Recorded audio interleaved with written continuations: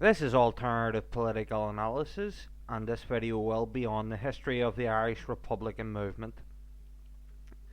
And it started when the Society of United Irishmen was founded in Belfast on the 14th of October 1791, and it was founded by 11 Protestant men in Belfast, as you can see in the bottom left hand corner.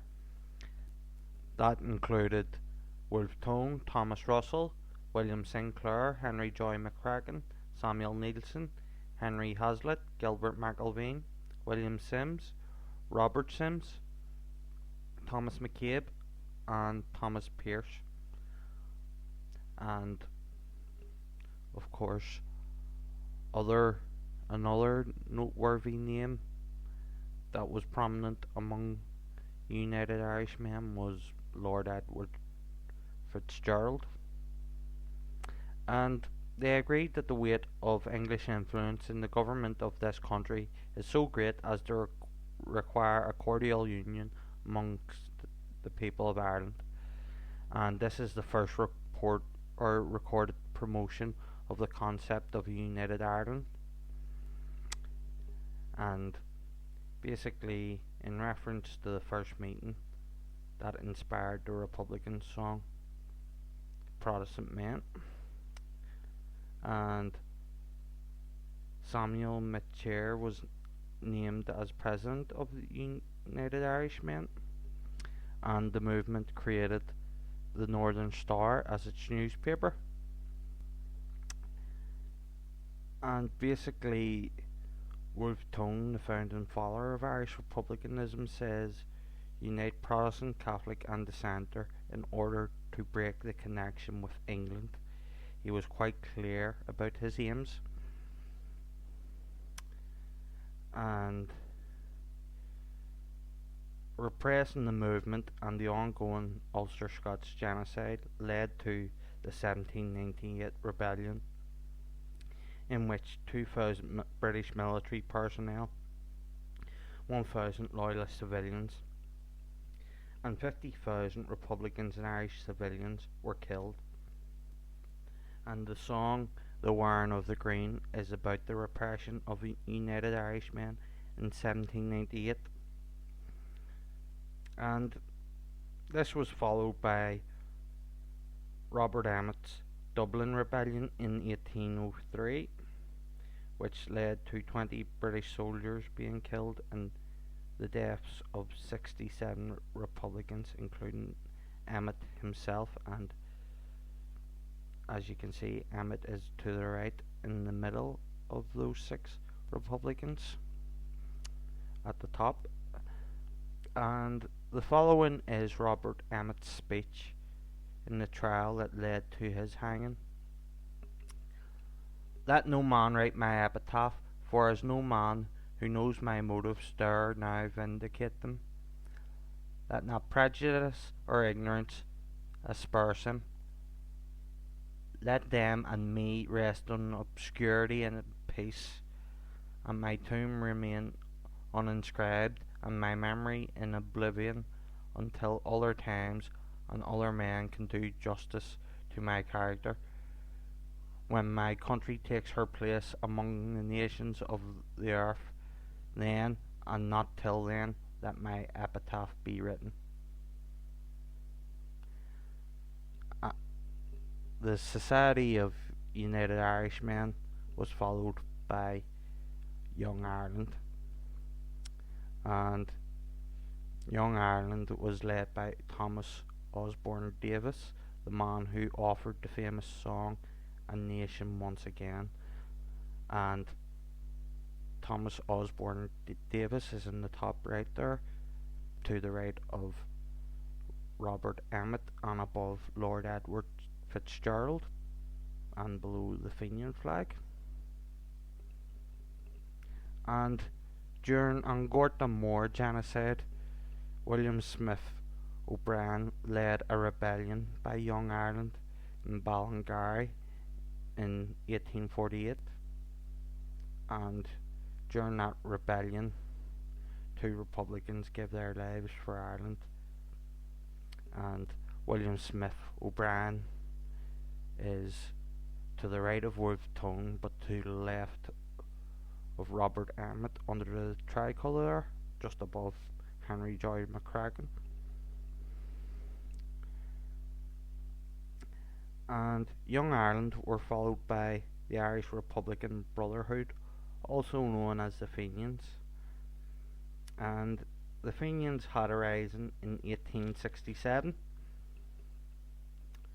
Michael Davitt led an attack on Chester Castle, and he is to the right of Henry Joy McCracken, to the left of Lord Edward Fitzgerald, directly below Robert Emmet there on your screen.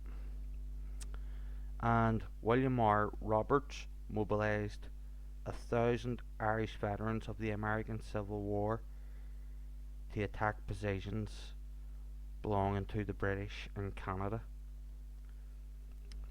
Republicans also rose in Kerry, Limerick, Tipperary, Dublin and Cork. And during this rising, the Fenians made a proclamation, and I will read that out to you now. The Irish people of the world, we have suffered centuries of outrage, enforced poverty, and bitter misery. Our rights and liberties have been trampled on by an alien aristocracy who, treating us as foes, usurped our lands and drew away from our unfortunate country all material riches. The real owners of the soil were removed to make room for cattle and driven across the ocean to seek the means of living, and the political rights denied to them at home, while our men of thought and action were condemned to loss of life and liberty. But we never lost the memory and hope of a national existence. We appealed in vain to the reason and sense of justice of the dominant powers. Our mildest remonstrances were met with sneers and contempt. Our appeals to arms were always unsuccessful. Today, having no honourable alternative left, we again appeal to force as our last resource. We accept the conditions of appeal manfully, deeming it better to die in the struggle for freedom than to continue in existence of utter serfdom. All men are born with equal rights, and in associating to protect one another and share public burdens, justice demands that such associations should rest upon a basis which maintains equality instead of destroying it.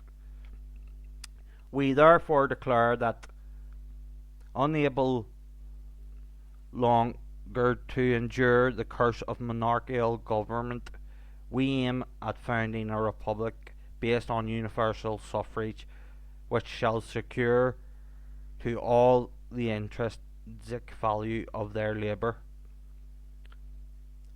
The soil of Ireland, at present in the possession of an oligarchy, belongs to us, the Irish people, and to us it must be restored. We declare also in favour of absolute liberty of conscience and complete separation of church and state. We appeal to the highest tribunal for evidence of the justness of our cause. History bears testimony to the integrity of our sufferings, and we declare in the face of our brethren that we intend no war against the people of England. Our war is against the aristocratic locusts, whether English or Irish, who have eaten the verdure of our fields, against the aristocratic leeches who drain alike our fields and theirs. Republicans of the entire world, our cause is your cause, our enemy is your enemy. Let your hearts be with us. As for you, workmen of England, it is not only your hearts we wish, but your arms. Remember the starvation and degradation brought to your firesides by the oppression of labour. Remember the past, look well into the future, and avenge yourselves by giving liberty to your children in the coming struggle for human liberty. Herewith we proclaim the Irish Republic, the provisional government. And I'm going to read out the 1798 proclamation and the 1916 proclamation for comparison. And the 1798 proclamation was made during the period of the Connaught Republic, during the 1798 rebellion, when France's General Humbert helped the Irish Republic secure the de facto position for a month in Connaught province. Liberty, equality, fraternity, union. After several unsuccessful attempts, behold at last, Frenchmen have arrived amongst you. Union, liberty, the Irish Republic. Such is our shout. Let us march. Our hearts are devoted to you. Our glory is in your happiness. And that is the 1798 proclamation. Now, on to my personal favourite, the proclamation of the Irish Republic in 1916. Irish men and Irish women, in the name of God and of the dead generations from which she receives her old tradition of nationhood, Ireland through us summons her children to her flag and strikes for her freedom. Having organised and trained her manhood through her secret revolutionary organisation, the Irish Republican Brotherhood, and through her open military organisations, the Irish Volunteers and the Irish Citizen Army, having patiently perfected her discipline, having resolutely waited for the right moment to reveal itself, she now seizes that moment, and supported by her exiled children in America and by gallant allies in Europe, but relying in the first on her own strength, she strikes in full confidence of victory. We declare the right of the people of Ireland to the ownership of Ireland, and to the unfettered control of Irish destinies to be sovereign and indefeasible. The long usurpation of that right by a foreign people and government has not extinguished that right, nor can it ever be extinguished except by the destruction of the Irish people. In every generation, the Irish people have asserted their right to national freedom and sovereignty. 6 times during the last 300 years, they have asserted it to arms. Standing on that fundamental right and again asserting it in arms in the face of the world, we hereby proclaim the Irish Republic as a sovereign independent state, and we pledge our lives and the lives of our comrades in arms to the cause of its freedom, of its welfare, and of its exaltation among the nations. The Irish Republic is entitled to, and hereby claims, the allegiance of every Irish man and Irish woman.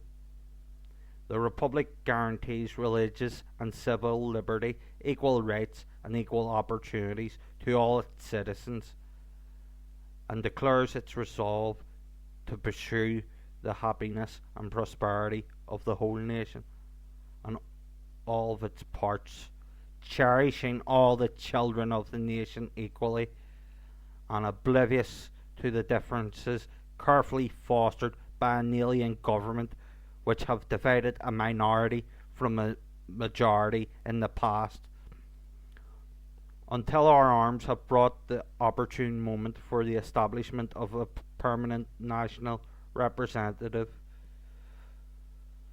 government of the whole people of Ireland, and elected by the suffrages of all her men and women, The provisional government hereby constituted will administer the civil and military affairs of the Republic in trust for the people. We place the cause of the Irish Republic under the protection of the Most High God, whose blessing we invoke upon our arms, and we pray that no one who serves that cause will dishonour it by cowardice, inhumanity, or rapine in the supreme hour.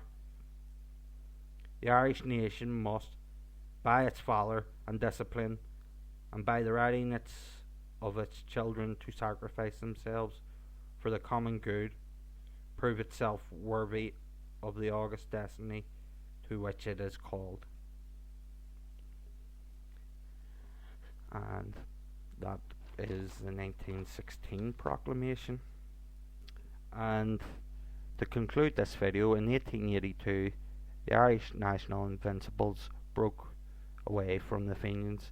They killed Lord Frederick Cavendish and his secretary in Phoenix Park. After that, the Irish Republican Brotherhood was succeeded by Ogly na HÉireann, also known as the Irish Republican Army. And I'd recommend that viewers subscribe to Alternative Political Analysis. Check out the Twitter, the blog, and the Facebook page for more interesting posts and videos.